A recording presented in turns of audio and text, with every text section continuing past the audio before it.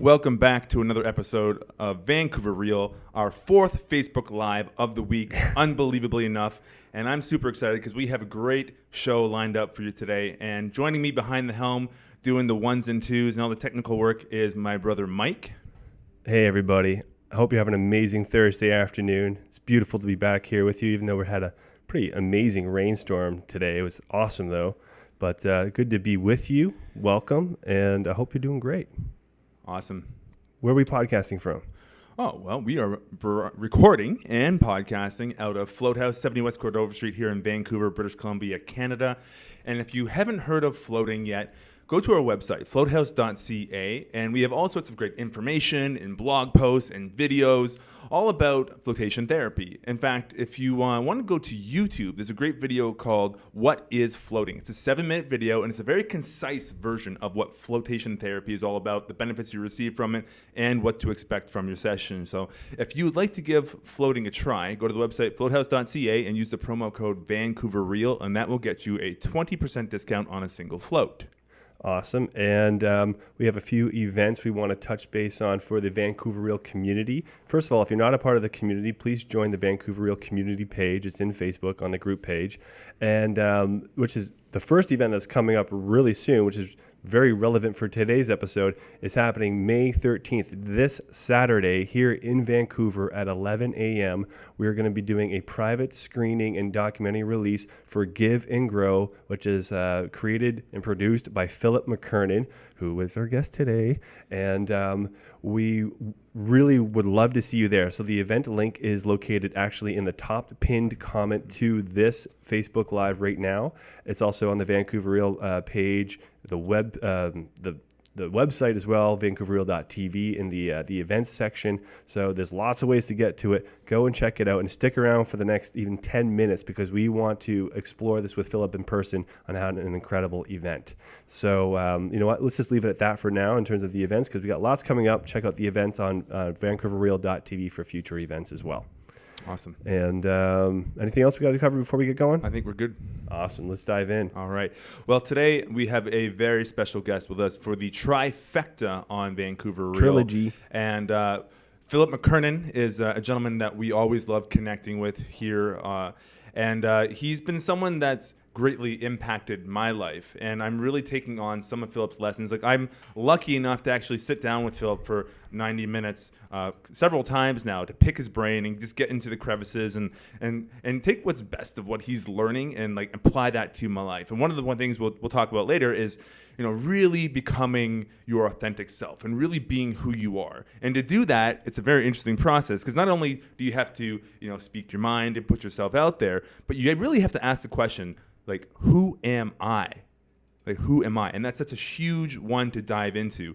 But we're going to explore that a little bit later with Philip. But without further ado, Philip McKernon, welcome to Vancouver Real. Thanks for having me back, guys. It's great to be here. Now, you made a special trip all the way to Vancouver. I know you're a resident in Boulder now, and you were living in the Vancouver area for a few years, and you left us, unfortunately. But you're back for the weekend because we are screening the Give and Grow documentary that you put together. And we touched on this a little bit on the last interview we did. But I'd really like to get into, first of all, what it's about and also why you created a documentary. So maybe you can start with, you know, what is Give and Grow all about? Well, it's funny. I mean, I think the first thing I had to get my head around was the idea of actually creating a documentary, as you said. And it's funny sometimes, well, often always, somebody has to go before you. I mean, there's an argument to say that you guys may not be doing a podcast unless somebody went before you, whether it was Brian in London or whatever. And Totally. You guys have been very gracious with that connection and your association there. And to some extent, you know, I never imagined that I could do that. And I say I mean, it was we. It wasn't just Philip McKernan. It was a team. We had a great team together. Matt in my office and Pauline, my wife, supported it. And then we took in a director, Justin, who did a great job. But I always remember sitting in front of James. I always butcher his name, Coolhawn, from Food Matters and Hungry for Change. He's the producer, director, and filmmaker in those films. And he graciously came in and spent some time with myself and a bunch of our clients. And I always remember leaving that environment and going, wow, a documentary. Is that possible for Philip McKernan? Right. And I remember just allowing the idea, the possibility in. So really I had to get out of my own way around the documentary first. And then I wanted to really do a documentary around something that has really moved me. And I won't bore you with all the details, but it was a day in an orphanage in Sri Lanka many years ago that really opened me to the possibility that actually I had value in this earth and that I could give back to humanity outside of just writing a check. And that to me was very simple, but very pivotal at that time, because I was a young man who didn't like who he was, who wasn't comfortable in his own skin, who had gone to his own mother saying, hey, can I change my name from Philip to anything? Simply because I thought by changing my name, I could change the feeling that I had in my soul. And that was, I did not like who I was. And basically the idea behind the film is to remind humanity that giving unconditionally of ourselves, not just writing a check, can impact the world, but also impacts us at a deep level. And really what it did and what it does, it explores the concept of a gift. We're all talented. We're all executing our talent daily, many of us in our business lives and work lives, but not many people are honoring their gift. And the gift and the talent are often two very different things. Amazing. So giving, again, isn't, a monetary thing necessarily. It can be giving of yourself, giving of your time. And it's really interesting that you had that experience in Sri Lanka. Is that something that really sparked like your career, or was it the one that sparked the documentary? I think, and I wouldn't say it sparked my career. I think my career was the kind of the aftermath of that. I think what it did was it got me in touch with who I was at a very, very maybe minor level, or maybe a deeper level that I can even imagine, for the first time. And it got me really thinking. And I always remember coming back off that trip from Sri Lanka and standing at a party on New Year's Eve in Ireland, and everyone was hungover. And I'm not judging everybody, because I would have been one of them if I wasn't there. Mm-hmm. They were hungover, they were bitching about going back to work and bitching about eating too much food. And I remember for the first time in my entire life, looking at all of these people and saying to myself, actually wasn't even saying, feeling, this is a choice. I don't have to be a part of this if I don't want to be. Not that I didn't want to be around my friends or my family. That's not what I'm saying. But I didn't need for this to be my life. And that was where I sat back, and very quickly after that, myself and my wife moved to Canada. And as you said, we lived here 9 years. Canada was exceptionally good to us, and it's great to be back in the city where to some extent it all started and where my children were born. So it's quite an emotional place for us. For sure. Putting out something like a documentary seems like such a monstrous task. I've been watching Brian at London Real evolve as well, and he's now doing documentaries as well. So it's kind of a common theme, but I got to imagine there's been a ton of challenges by putting out this documentary. Not only just getting over yourself and like cultivating the belief in yourself that you can do this and all of those things, but also just like logistical stuff. Like I wouldn't even know where to start. Maybe you can comment on that a little bit. Well, I think it's, you mentioned a comment there about getting to the point where you believe you can do it. I think for me the realization was the absolute belief and ownership that I couldn't do it, and I had to come to grips with that. And in other words, what I meant by that is that I could be the visionary, I could be the guy that creates the spark, but there's no way on earth I could do it on my own. And to have and it sounds very self-serving, but the goddamn courage to do it, because you put anything out in the world today, you put out a podcast, you know all about this, guys. You put out an episode, you put out a story about yourself, you do something, and it's up there in the world's eyes to be ridiculed, to be knocked. And trust me, there's an awful lot of very angry people sitting at home on Facebook, scouring, looking for something to have a go at, because then they don't have to reflect on their own lives. So to me, there was a lot of emotion. The mechanics tended to look after themselves. We were very fortunate that the right people came in, and as I said, Matt in our office was brilliant, and he was able to kind of coordinate a lot of it. But to me, it was really a lot of the emotional barriers, not so much the mental barriers, which I think we put too much credence on in life. Right, absolutely. Man, you hit the nail on the head when you said about putting yourself out there and how much of a challenge that could be. Like when I was in London with Brian for the interview, usually I'm on this end of the mic, which is I'm asking questions, which is a great place to be. I love exploring and just getting into guests and diving deep into their stories as well. But then I was like, oh, the camera's turned around this time, right? So for weeks before, 3 weeks out, I was getting really nervous about this interview, and I was really getting in my head about it.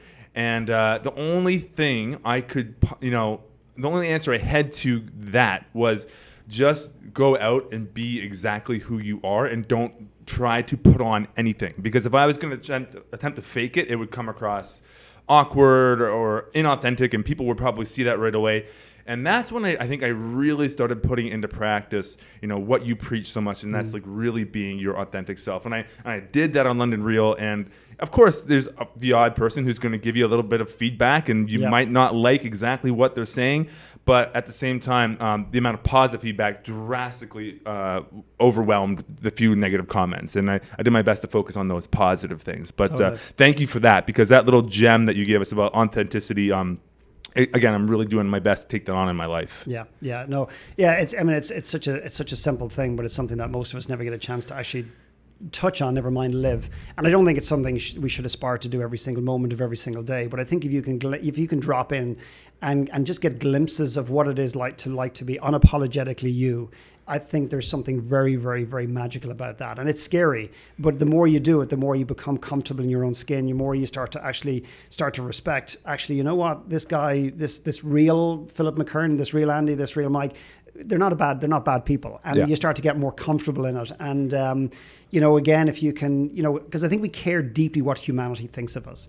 And if you bring that back to the closest people around us, our family members, you can exaggerate that by 1,000. Sure. So, when we get people feeding back to us in a negative way, we do question. I mean, I'm sensitive. I've got a human. I've got a heart. I've got a pulse. But it's to pick yourself up again and say, no. As long as I'm comfortable in my own skin about what I said and what I did, let's rock on. Right. And it's really, again, taking a chance a little bit to put yourself out there and open yourself up to that criticism. And, when you do get the criticism, and it's going to come. I mean, it's going to come no matter what you do in life. Either if you're sitting around at home and you're being lazy, people are going to criticize you for that. So you might as well go out there and do something and put your neck on the line, because there's a good chance you're going to get criticized no matter what. So it's like, go do something and get criticized for taking action. So be it, Yeah.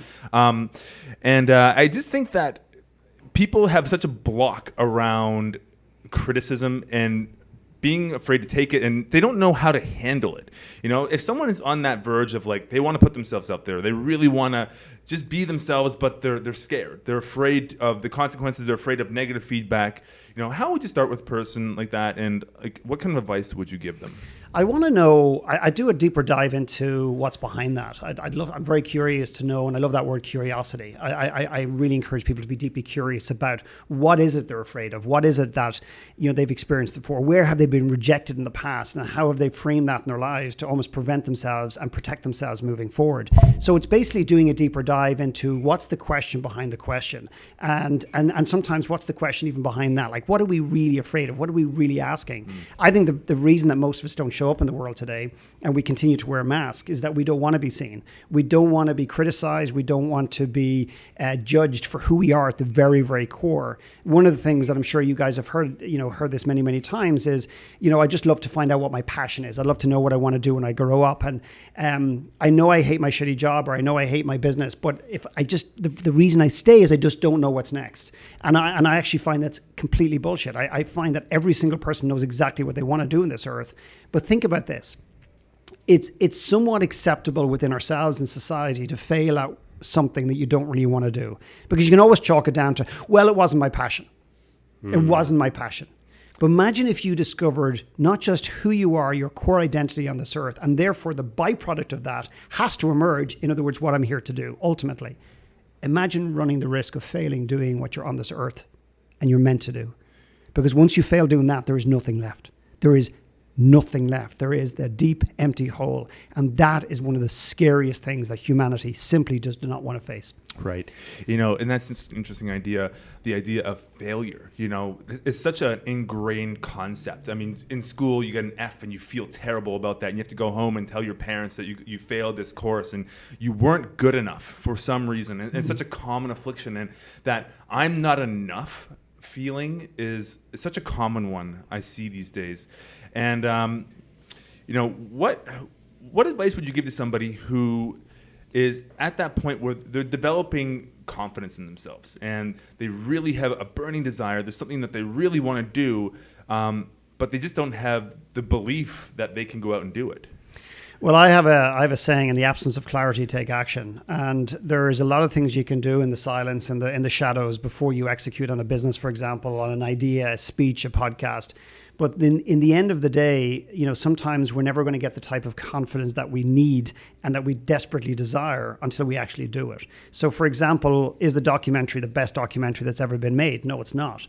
Would I do it differently if I could turn back the clock? Yes. But do I have some type of internal shift that has happened within me because we've given it a go, because we did our best, because we put one out into the world? The answer to the question is yes. So to me, if somebody's sitting there, and there's a lot of people in the world sitting somewhere right now listening to this live or not, as the case may be in the future, and they're sitting there and they're indecisive, they're not certain what to do.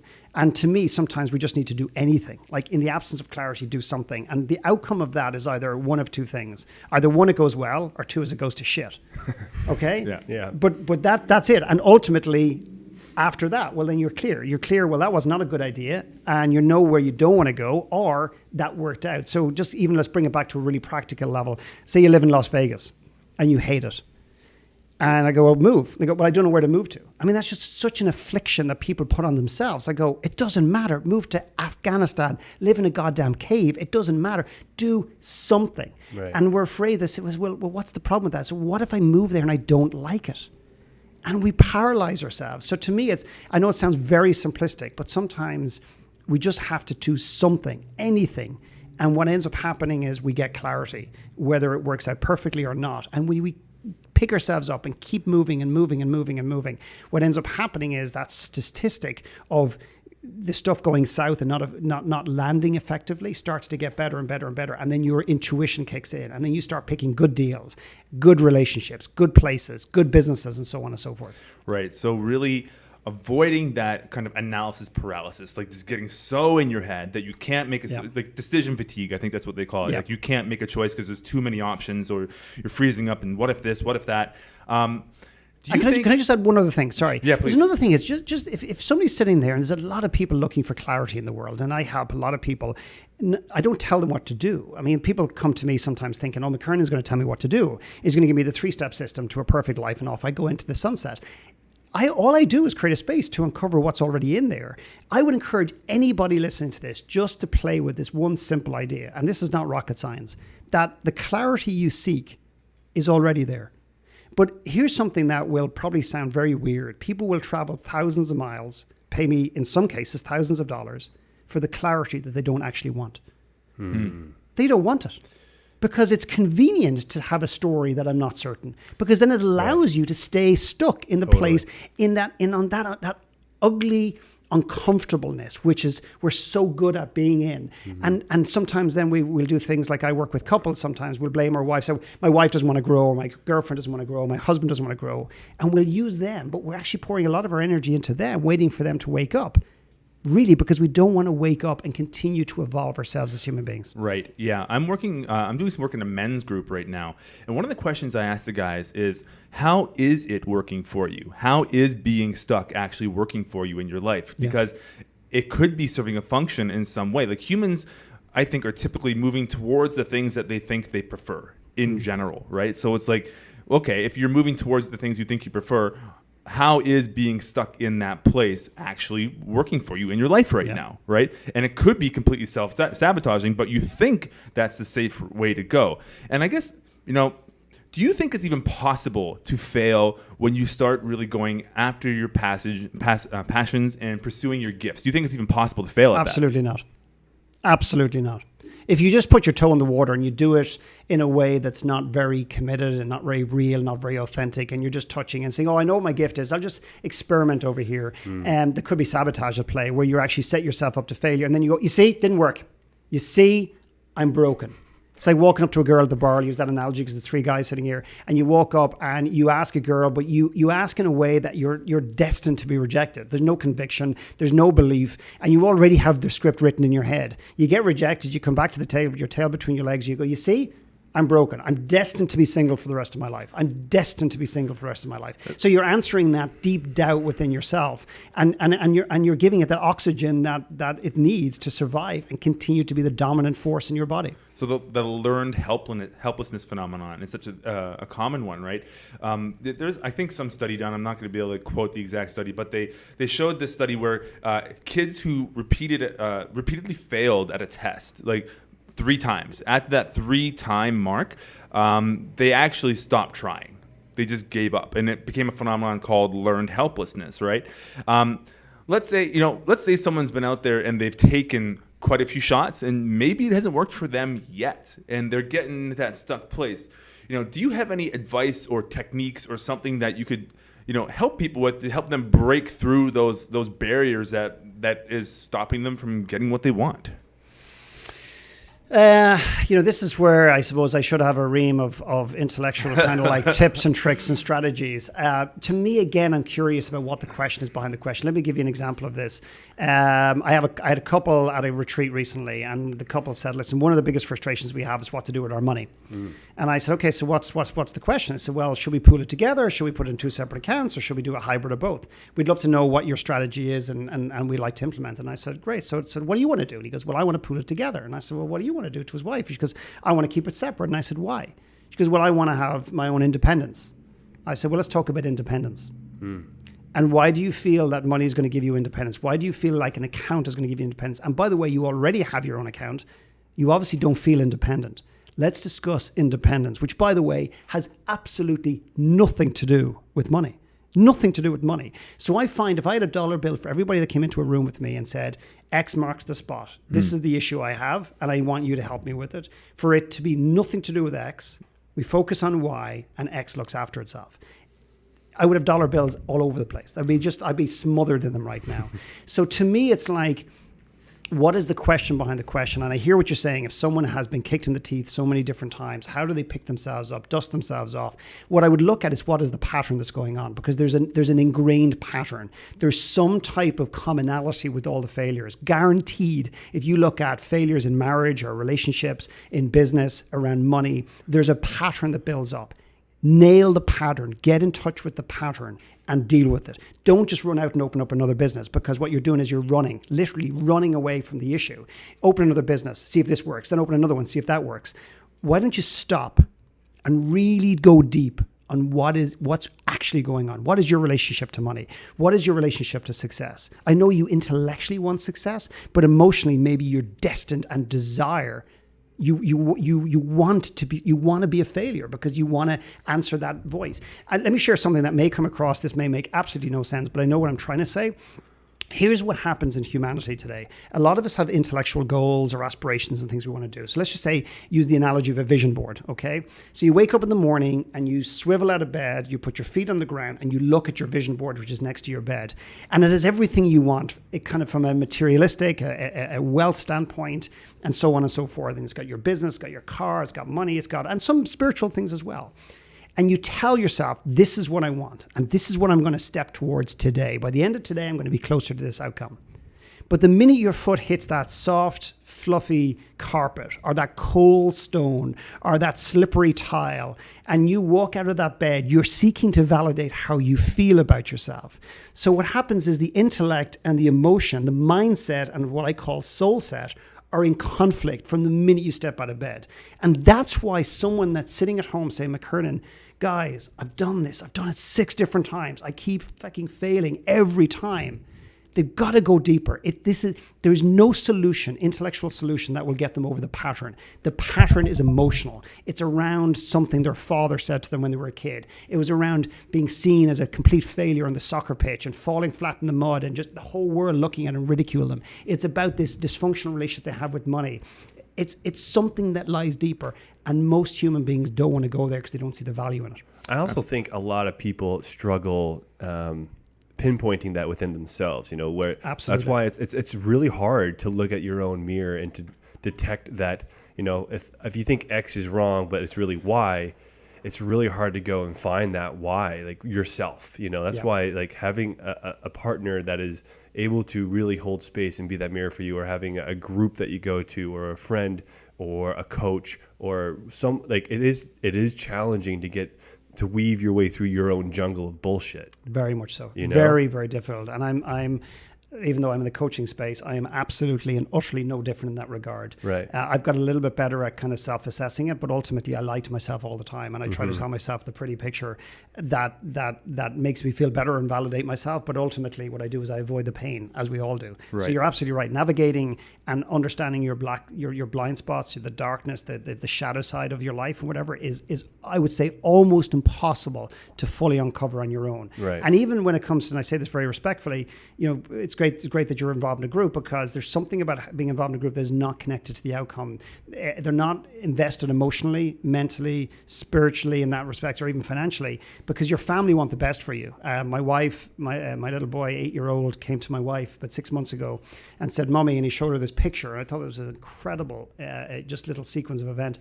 And he showed her this picture, and he said, "Mommy, what do you think?" She says, "Oh, Charlie, it's amazing. It's wonderful." And he looked at her and he said, "Mom, I don't believe you." And Mum was devastated. And she goes, "But what?" He called bullshit on Mum, basically. And Mum's like, "What? He goes, "What? Like, why don't you believe me?" She goes, "Because you tell me this all the time." He's 8 years old. He doesn't want to be bullshitted and told. Now, he doesn't want to be said, "Listen, it's a monkey, it's a piece of crap. It looks like a budgie exploded on the page and it makes no sense." He doesn't need that crushing defeat either. Yeah. But he needs a bit of honesty, and he yearns for that. And I think, one of the things about authenticity, and by the way, authenticity is a word, unfortunately, has been thrown around, and everyone now we're into vulnerability, and it'll circle back to happiness one of these days, I guarantee it. But authenticity is about, stop telling me what's on your mind, and to some extent, telling me what's on your mind is great. Tell me how you feel. You can't argue with a feeling. You cannot argue with a feeling. You can try, but you can't. And a feeling, if somebody tells you absolutely how they feel, it'll disarm you at such a core level, and it will open this gateway and this invitational opportunity for you to meet them at that place as well. The problem is the world is trying to tell everybody what they think, and the mind is deeply manipulated by society, by our story, by our fears, by our inadequacies. I don't trust my mind at all. I never have, and I never will. It is just a manipulative tool that brings me often in the wrong direction. Well, let's talk about soul set. Yep. Soul set. I really like that concept and idea. Can you just expand on the idea of soul set a little bit, and maybe how does somebody get in touch with that? Soul set is very, very, very simple, and it's just simply, if you want to put a different word on it, it's I suppose intuition. It's about emotion. I think there's not going to be an evolution. I think there's going to be a revolution in humanity, and it's already happening. The science is starting to tell us, which ironically, a lot of science tells us what years later, what we already intuitively felt about humanity or our society or the planet, et cetera, et cetera. And I just think there's this wonderful space whereby the intellect and the mind is a very powerful tool. It is an extraordinary powerful tool. I think we use, depending on who you talk to, anywhere between 3 and 10% of its full capacity. Thanks be to God for that. I think if we use more than 10%, we're going to start becoming assimilated like machines. If you ever watch Star Trek, the board, and it takes all that kind of that ability to feel, and it makes you half machine, and it kind of takes all the human parts away. Yeah. So to me, I hope we don't evolve to the point where we use more of the brain. I hope we start to go back to this beautiful place of intuition, of connecting, of feeling, emotion, and actually using our gut to guide us. And I'm not talking about some fluffy space. I'm talking about there's a real commercial reality to this. This is money. This is business. You talk to a lot of very successful people, and they will describe ultimately something along the lines of gut, that their gut was just right on this particular deal or something like that. So to me, soul set is just about honoring and encouraging and bringing back some of this emotion, this connection that we have lost since we were a child. And to me, how do you bring more of it into your life? Again, my starting point is the assumption that it's already there. It's just what's blocking it, what's in the way. And what's in the way is often the brain, the intellect gets in the way, the chatter, the busyness, and probably the most destructive force in humanity, anger. Totally. Anger is the most destructive force I have ever encountered in a human being. Yeah. Getting out of your head, into your heart, into your body, these things are paramount in importance. One thing, sorry. I was going to say, and also just like recognizing letting yourself feel your emotions, right? So that's another thing too, is like to be able to understand and get clarity on what you're feeling. You have to be able to let those emotions in. And there's a lot of things we do to block emotions. Yep. We'll go on our phone, we'll eat some sort of food, we'll go get that bag of chips at the gas station or something. We do these things.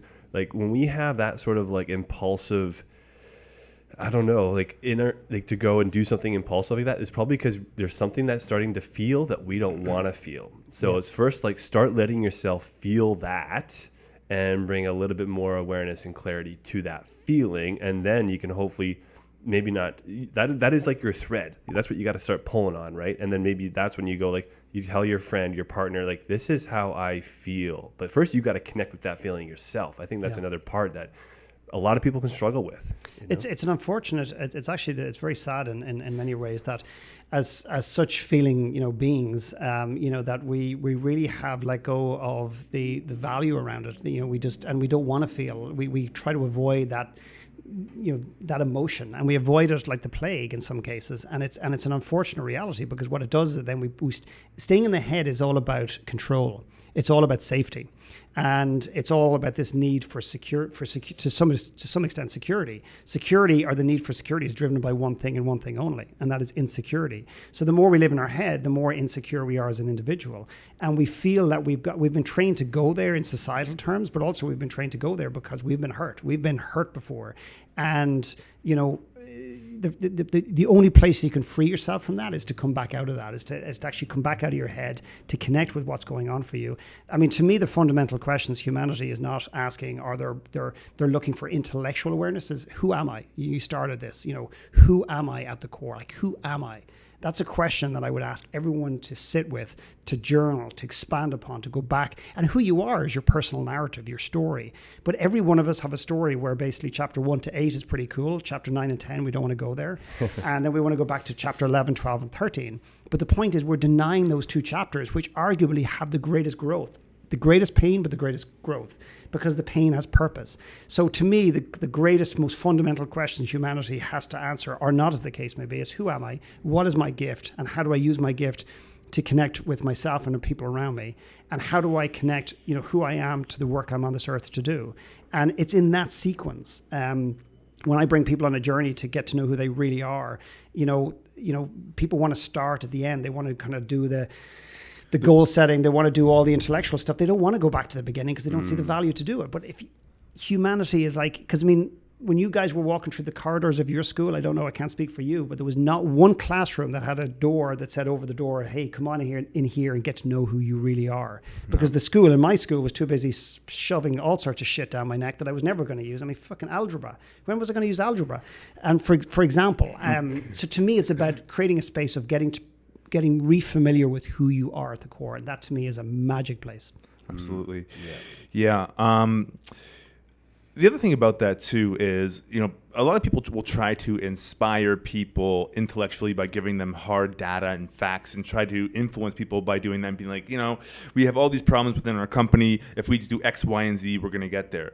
But again, one of the biggest drivers in humanity is the emotions. The emotional drivers is what really get people fired up. I mean, money's one thing. You need to have a sustained amount of money just to live your life. And in the city, it's a little bit harder because it's such an expensive place to live. But,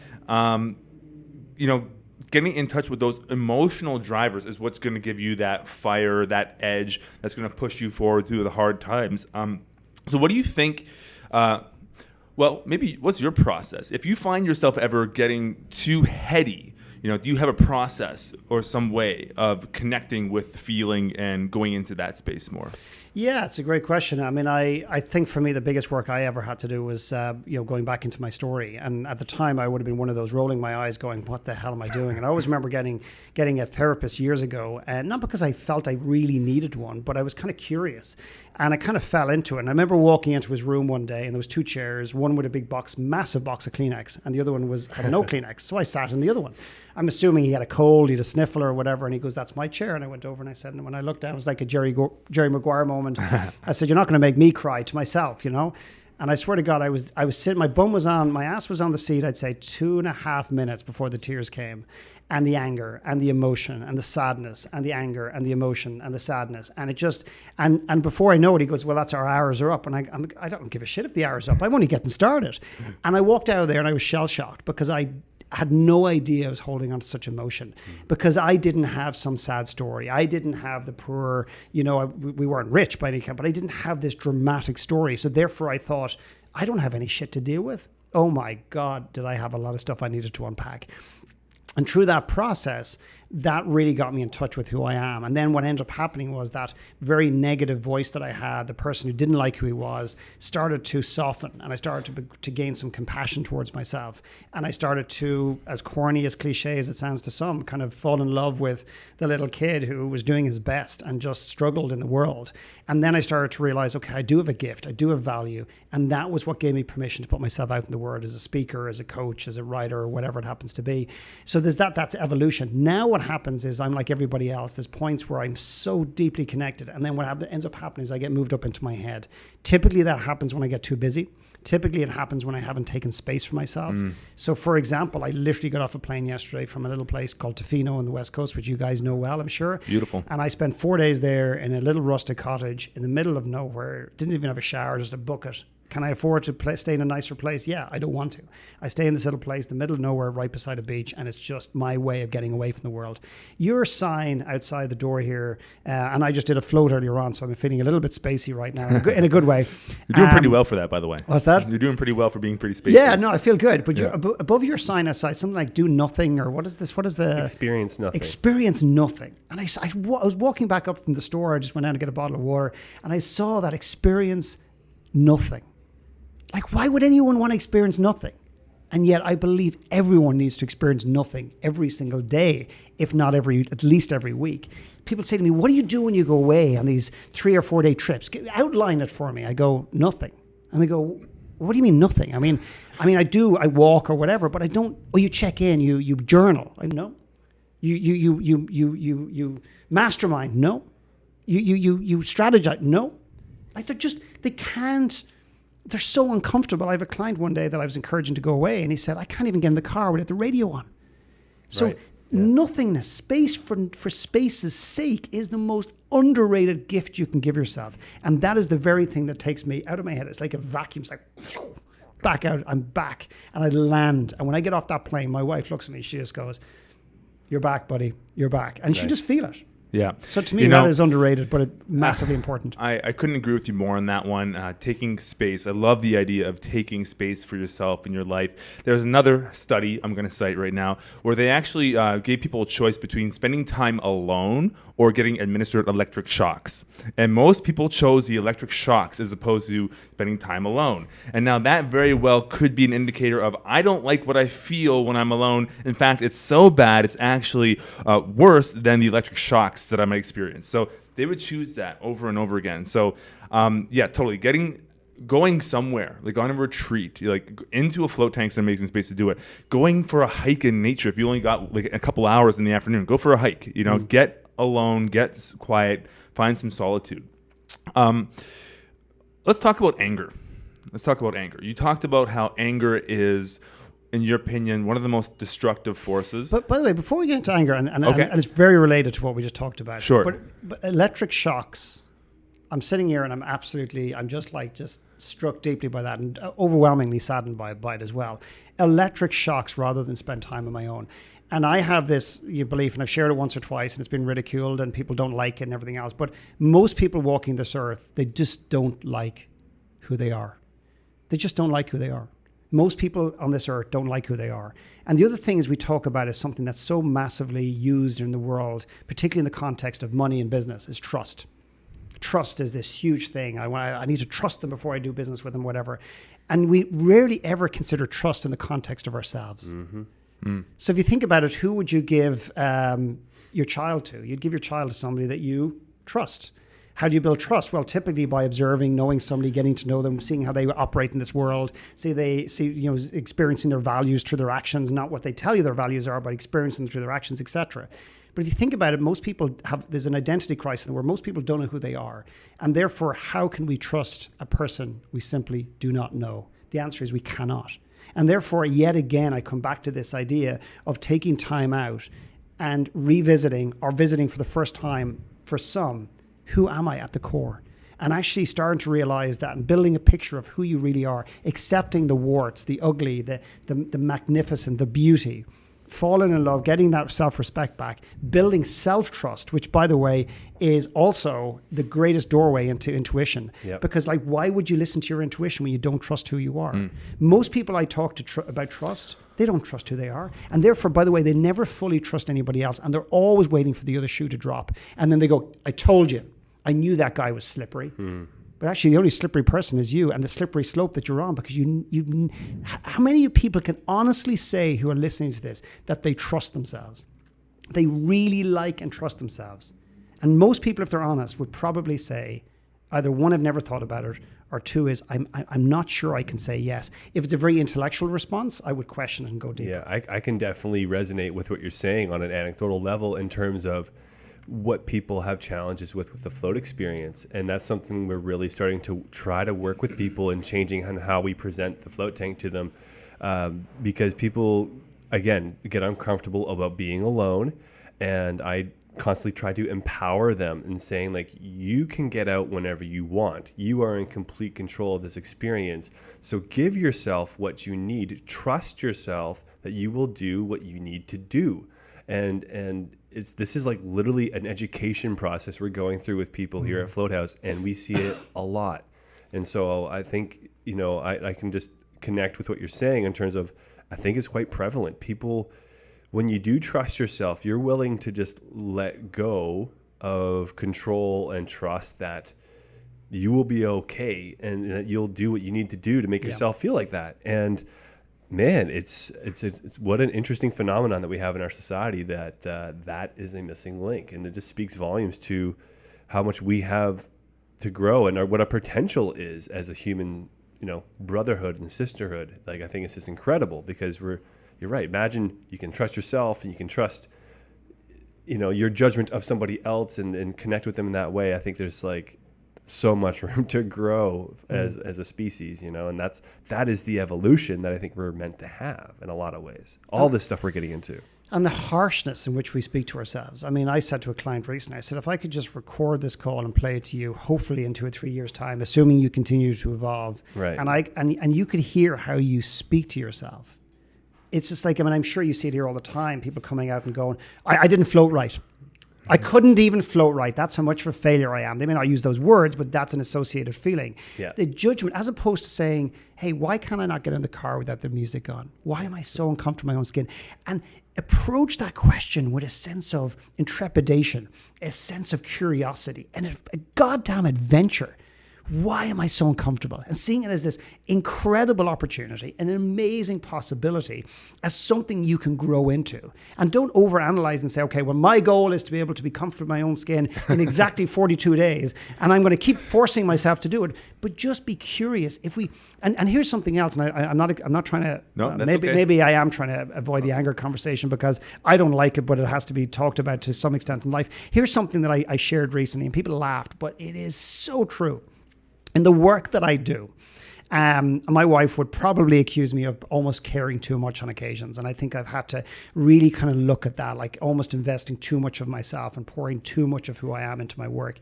And that's something that I need to be cognizant of. And it's a very, very fine line. And in many cases, I cross it all the time or most of the time. But one of the things that I find is that people don't want to see their growth. They almost don't want to recognize that, and it prevents them from the next 10%.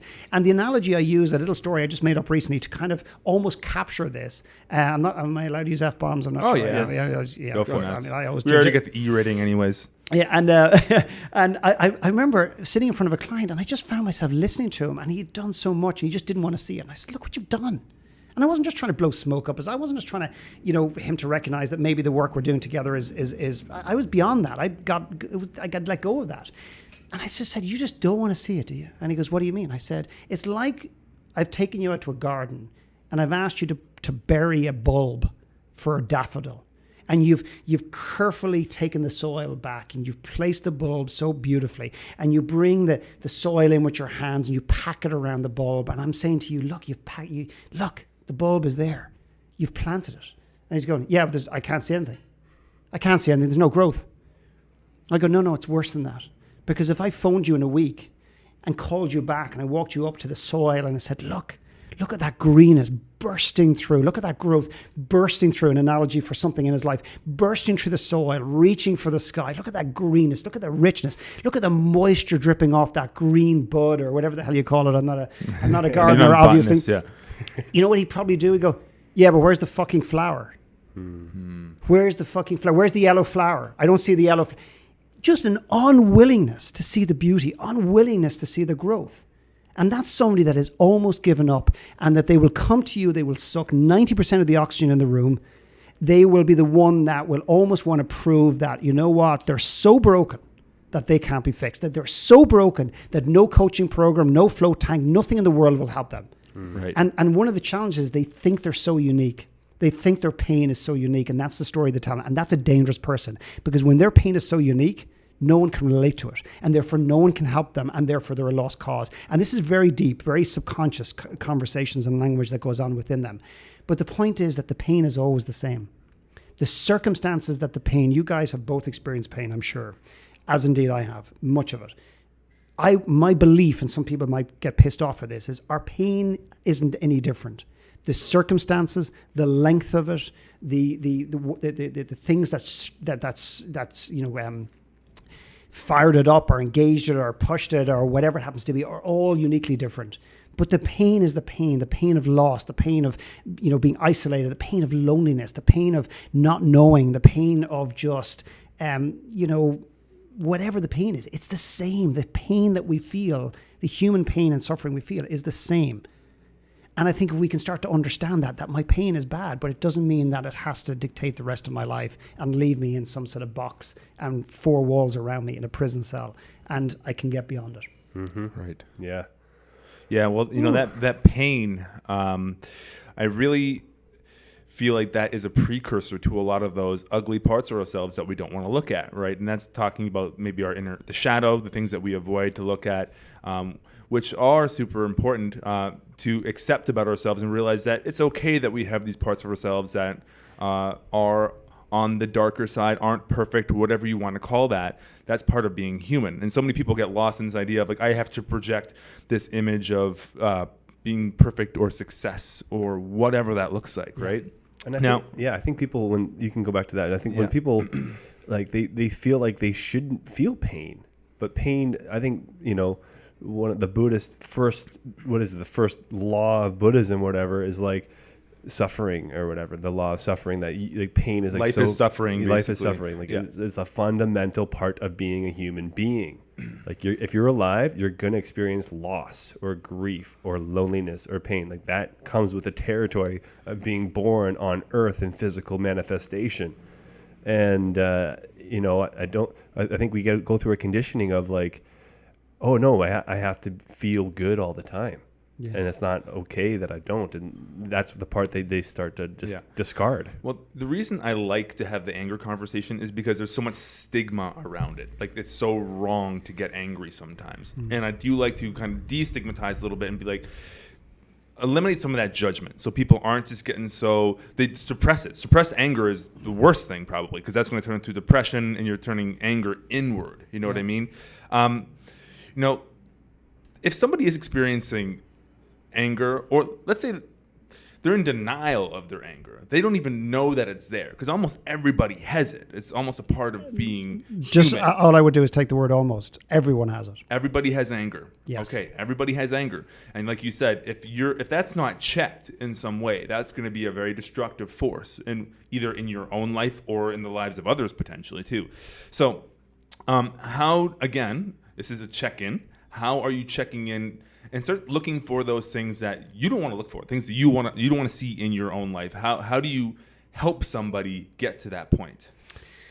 Well, it's a tricky one, because a lot of people, as you said, they don't want to. So demystifying it to some extent is something that I do in some of my work. I mean, I don't talk about anger a lot. I talk about it in certain circumstances in a very safe environment.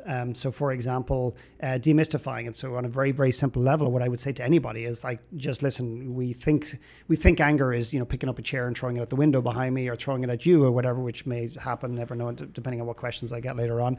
And that is an expression of anger. But that's not what I'm talking about. I'm talking about the most dangerous anger is anger that lies within somebody that they're unwilling to admit is there, or they're not in touch with. And I would say to somebody, listen, because I can sense anger a mile away. I can feel it, like literally feel it from somebody. And in the right circumstances, getting to know somebody, hopefully at a place where there's a degree of trust with myself, etc., I would just say, listen, where does anger show up? And depending on how open and aware that person is, they might turn around and say things like, straight up, they go, listen, it's 12 out of 10. And I don't go from 3 to 5. I'm at 3 and then I go straight to 12. And it's just like, you don't want to be around me.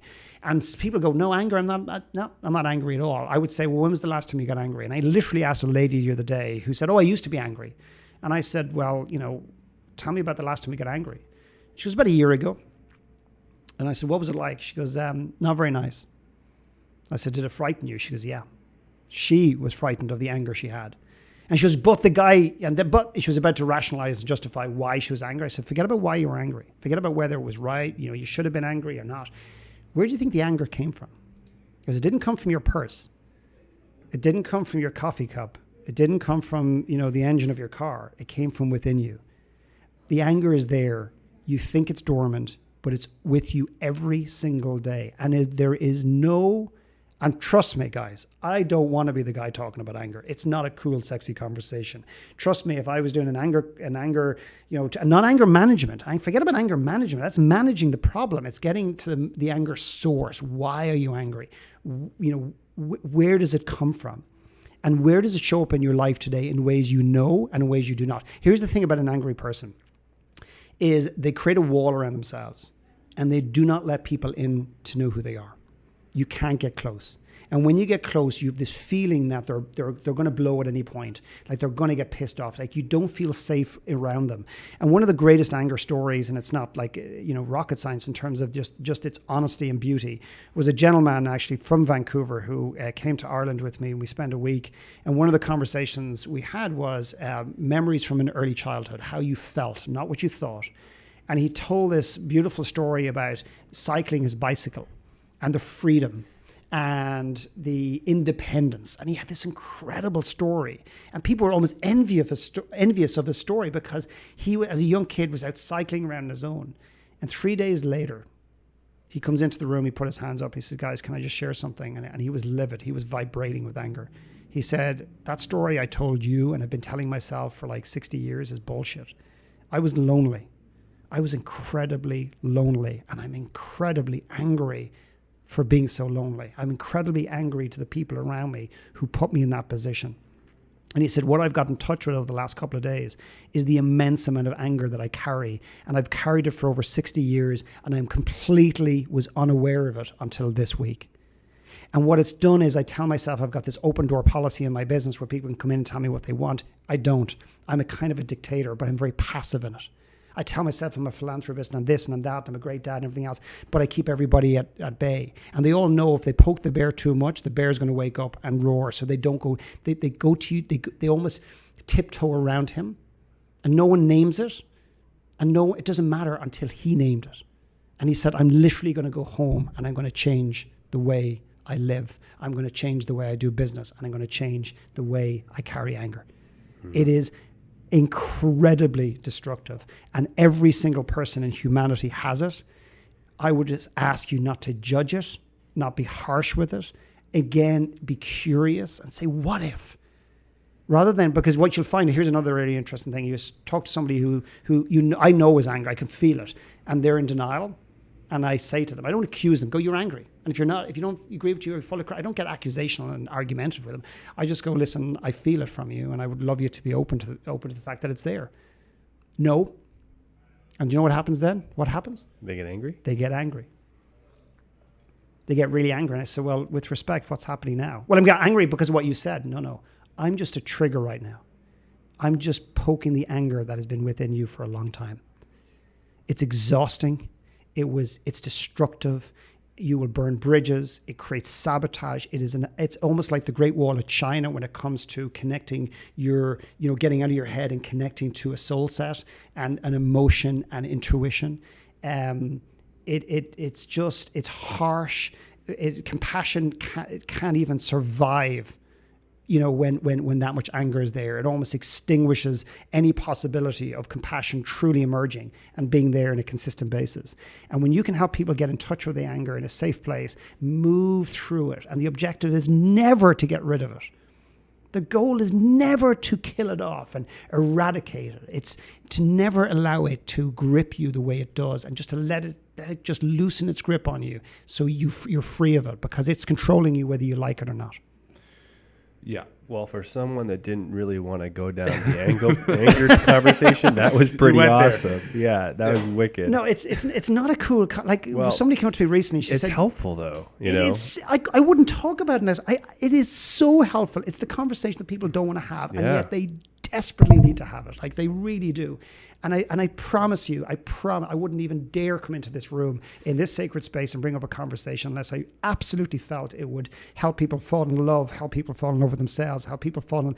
One of the biggest problems in relationships is not your partner leaving their socks on the ground. It's not the fact that they leave the dishwasher open. It's not the fact that they don't send you flowers once a month. Can you allow your partner to love you? Can you actually allow your partner to love you for who you are? And it's very hard to do that when you've got a lot of self-anger, self-judgment, because you've got, you don't have a lot of passion. You don't feel deserving of that love. And it's a very simple question, but it's a staggering question, not because it's coming out of my mouth. It's a staggering question for people in relationships to really ponder. Can you allow yourself to be loved for who you really are? Can you allow that? Personally, I don't think you can until you love yourself. Absolutely. Like, I think that's where it starts. And that sounds like, oh, love yourself. Like, that is not an easy one to do. Yeah. You have to figure it out. You have to find your own path and your route to that, and dive really deep into it. Yeah, and loving yourself also, again, includes the things that aren't so pretty. Absolutely. Right? That's where the magic is. And that's a tough one. I mean, you got to look at, everybody has a shadow. Yeah. Everybody's got those sides of them that they don't want anybody to know about, because if they knew about it, they wouldn't be lovable anymore. Yeah. And that's why I created a concept called One Last Talk, to actually put people on a stage. I don't know if we've ever talked about this, but to put people on a stage where they share the one last talk. And what you'll find is people will share things about themselves that the world has never even heard before. And it is incredibly cathartic. It's incredibly therapeutic, and it frees that person of this story that has actually held them down for most of their lives. And that's why I created it, for that very purpose. Opening up conversations, and again, that's such a huge thing, is removing the shame around it, removing the stigma around these things, and especially in a relationship. Again, you becoming in touch with yourself and loving those parts of yourself that you don't like, and then being brave enough to share that with a partner. Yeah. And then be like, this is who I am. This is a part of me. But can you still accept that? Can you still love that? Can you still be with me? And to me, that seems like a much stronger base for a relationship than, again, putting on a front, right? Again, totally. Going back to your concept of masks and like how everybody has a mask on. Can we strip those down? Especially relationships are probably one of the toughest ones. I mean, they're probably the strongest mirror that we have in our life, right? So have you ever worked with like couples together in situations like that? And I'm sure that would be an interesting journey. Well, most people don't know about me, is my first clients ever were a couple in Ireland, in Dublin. And this is about 16, 17 years ago. And I begrudgingly ended up running a couples retreat a number of years ago because my clients just kept asking about it.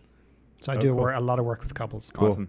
And so what are some of the commonalities between that kind of work? What are the bigger themes that really emerge? Probably a lot of the stuff we're talking about today, but I mean, what do you see from couple work? Well, and a couple of just kind of anecdotal things. I mean, often I think couples, there's some real genuine, kind of reality based in this whole thing of opposites attract, so you see something in somebody that you don't necessarily either recognize in yourself or you don't believe you have in yourself. So you're attracted to it. It's kind of like a boldness, a cheekiness, an intellect, a sense of humor, a beauty, or whatever it happens to be. And what ends up happening is we honor that and we are deeply attracted to that. But then what happens over the next 5 or 10 years is we try to change that person to see the world and see the world like we are, or we do, or we see it. So in other words, we start to try and control the relationship. We tell ourselves, but honey, I just want us on the same page, which is an illusion. Translate that into English, that basically means I just want to control the outcome here. The one that actually, it's not just words, it's the associated feeling with it. The one that really like bugs me the most is happy wife, happy life. Yeah.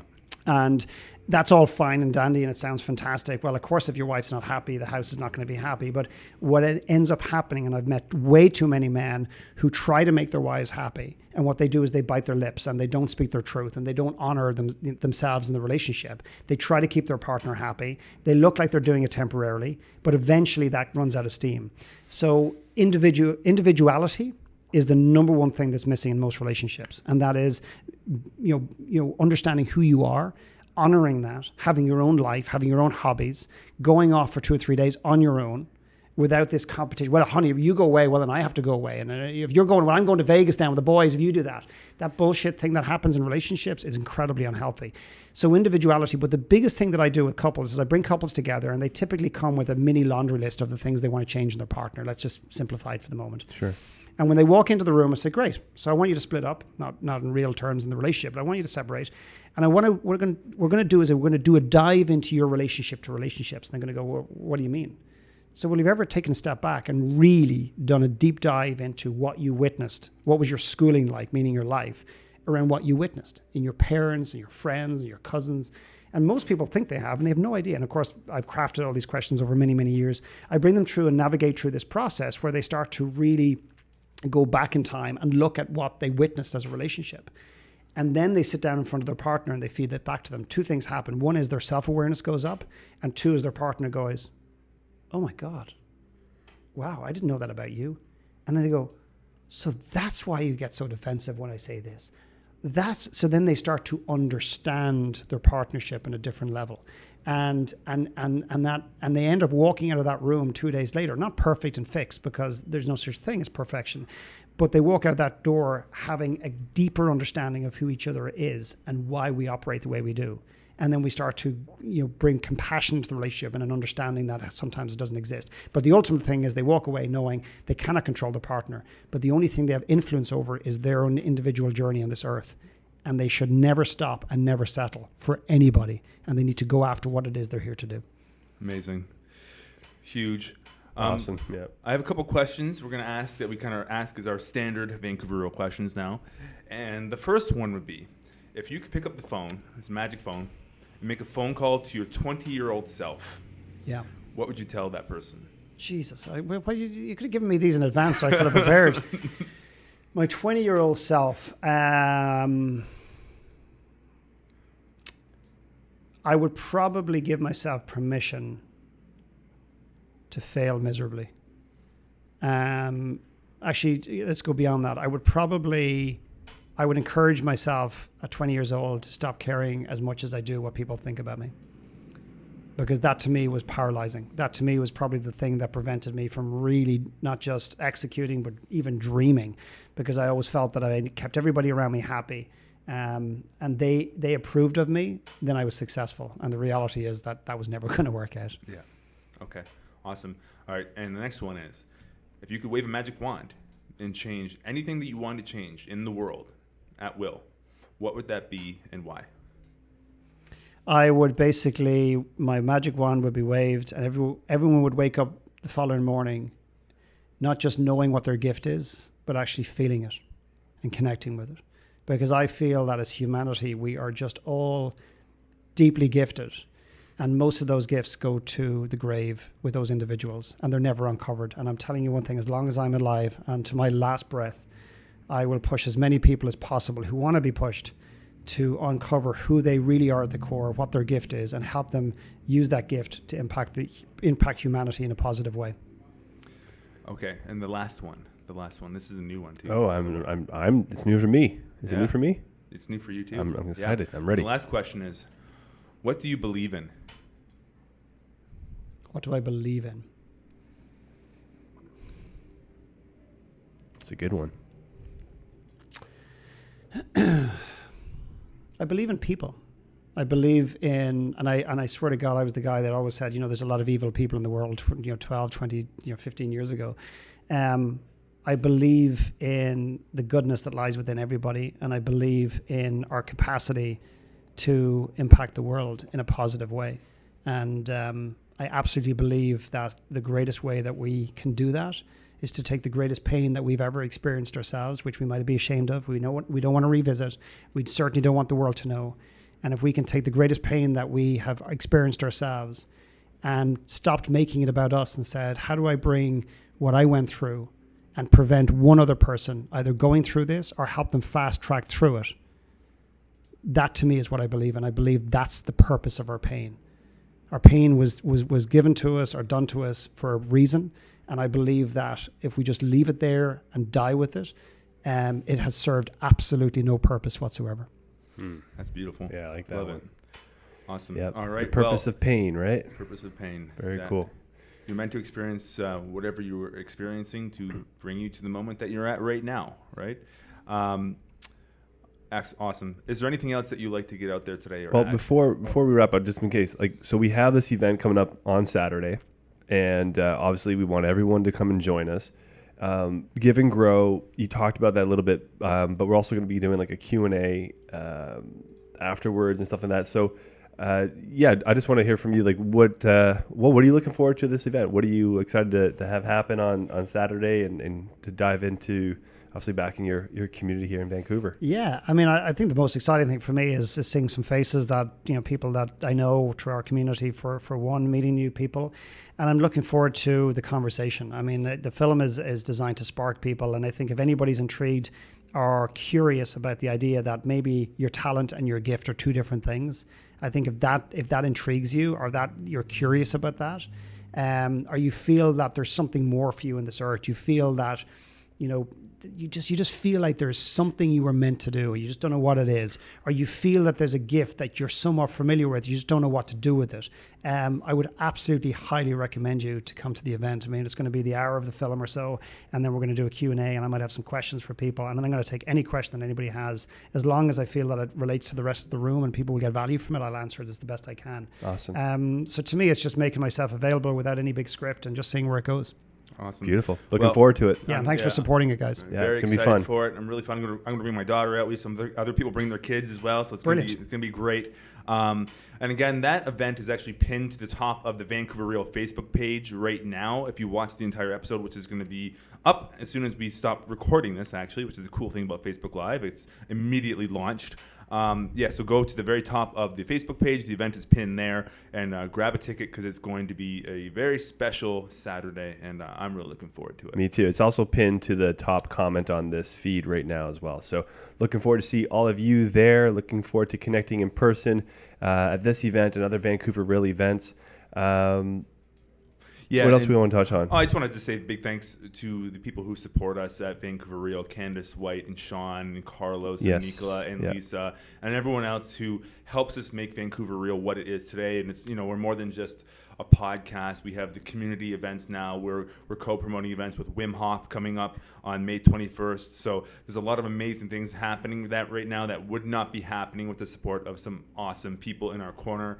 So thank you very much to that. And of course, if you liked what you hear today, give us a like, a share, a comment, a review. All those things really help. There's something like over 1 million podcasts out there now on iTunes. So any kind of acknowledgement that you can give is extremely helpful and appreciated. So thank you very much. And anything else you'd like to add? Yeah, I just want to say, and thanks to you, Philip, for coming back on.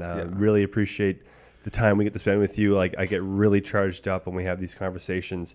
All this stuff we're talking about applies directly to me too. That's what's awesome about it. And that's why I love doing the show. And so thank you for coming back, and I can't wait for Saturday. Appreciate it. The other thing is, it relates to you and it relates to me too. I find myself, again, I'm human. I don't live every ounce of this all of the time. I slip back and I found myself. So again, just coming in and having this conversation, what a lot of people probably don't know looking in from the outside is how unselfish you guys are. There's two things that I just pick up from you guys all the time is just your desperate desire, and I don't mean desperate in a negative sense, but it's desperate desire to help humanity, to help people in the best way that you know how. And the second thing is I've always got from you is just this your overwhelming ability, and it's just very real, is to acknowledge other people. You don't just do it because you feel, there's 5 people here on the list I have to thank. You genuinely bring other people into that community, and I know that sounds very simple, guys, but a lot of people out there, love that ego thing to be massaged, and they want to be the top guys, and they want to be the top of everything, and you guys just never do that. You're always acknowledging other people and bringing everybody else into the limelight. So thank you for doing what you do. Awesome. Thank you. Thanks, Philip. I really appreciate that. Yeah. Awesome. So, looking forward to see you all on Saturday. Come on out. It's going to be a great day. Yep. Super exciting. It's going to be awesome. So we'll see you there. And until next time, To whatever is. to